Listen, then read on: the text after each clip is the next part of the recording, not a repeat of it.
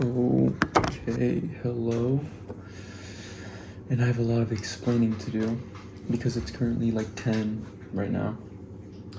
And I'm just now eating my first like real food for the day. And it's because I woke up at like 3, right, which is in character of me since I'm on break. But I came downstairs and my dad was like using the kitchen, so I couldn't really cook. And so I just had this new, like the ones that I showed yesterday, the sour punch straws. So I just ate all that, and then I just went to the gym because it was getting late and stuff. But what else? Yeah, so now I'm here. I have like 3,000 something calories to make up, and I'm about to absolutely dominate a immense amount of food.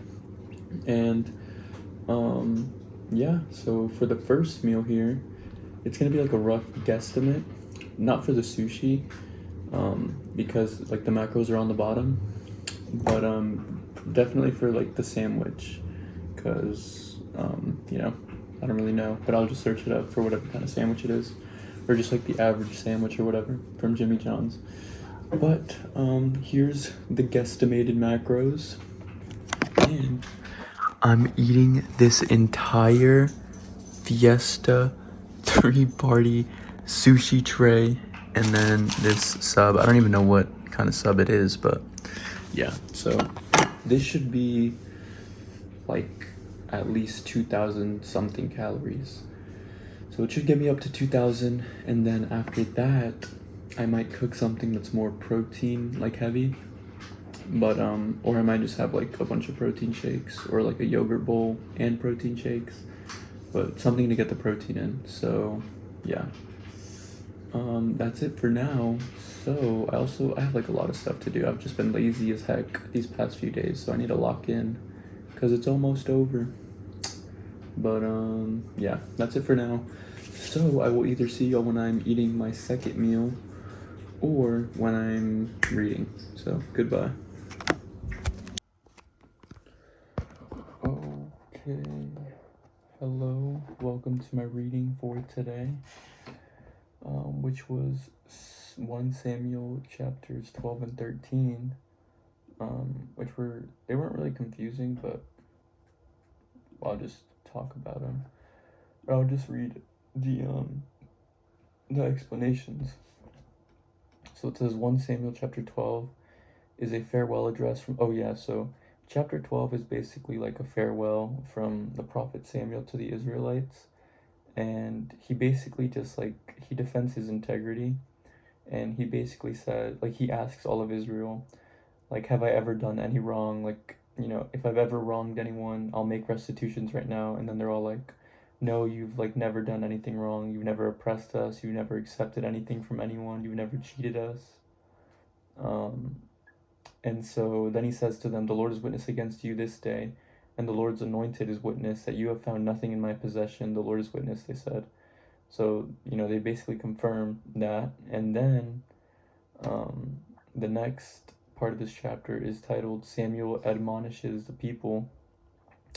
And he basically reminds them of everything God did for them, and the amount of times that they've turned away from the Lord and then gone back and been saved, and then turned away from the Lord and then gone back and been saved by so it says the Lord sent Jerubbaal, Barak, Jephthah, and then Samuel, and then he says he delivered you from the power of your enemies on every side so that you could live in security.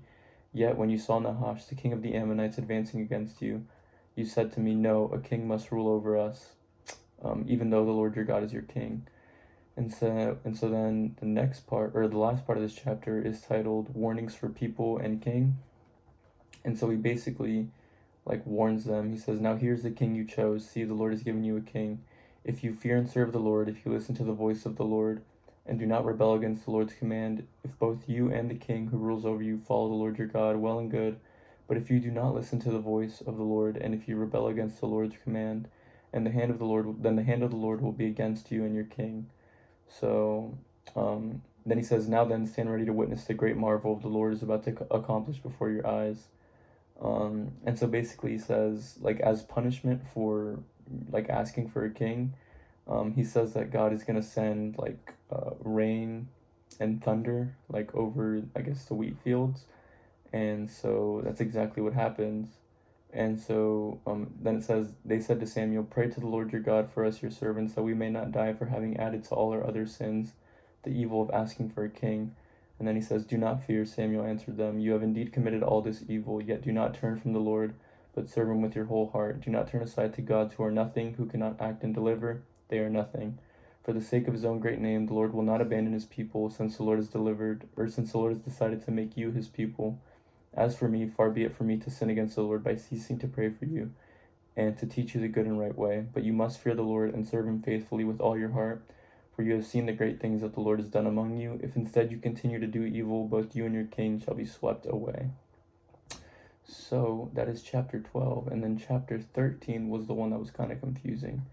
So it says 1 Samuel chapter 13 details King Saul's disobedience and impatience, making a turning point where his kingdom's future is jeopardized. It says, after his son Jonathan's victory over a Philistine garrison, a terrified Israelite army gathers at Gilgal, but Saul, fearing desertion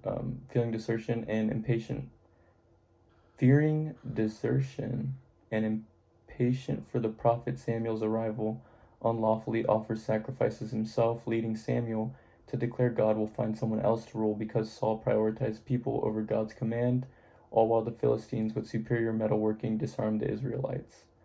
So yeah, that's essentially what happens.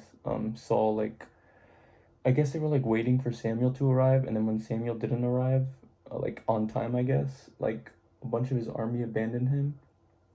And so then Samuel starts, like, I guess, like making like offerings by himself, which is not something you're supposed to do, or like he's like doing it unlawfully. And then Samuel arrives and he's like, "Oh, you messed up," and basically you just jeopardized your own kingship.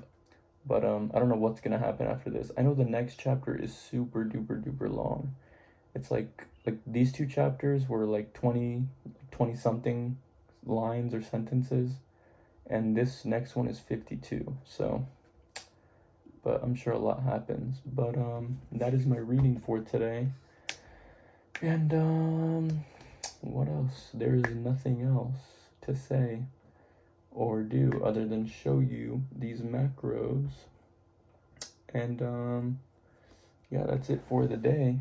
So I will see y'all tomorrow for day 122 or 123 or who knows what day.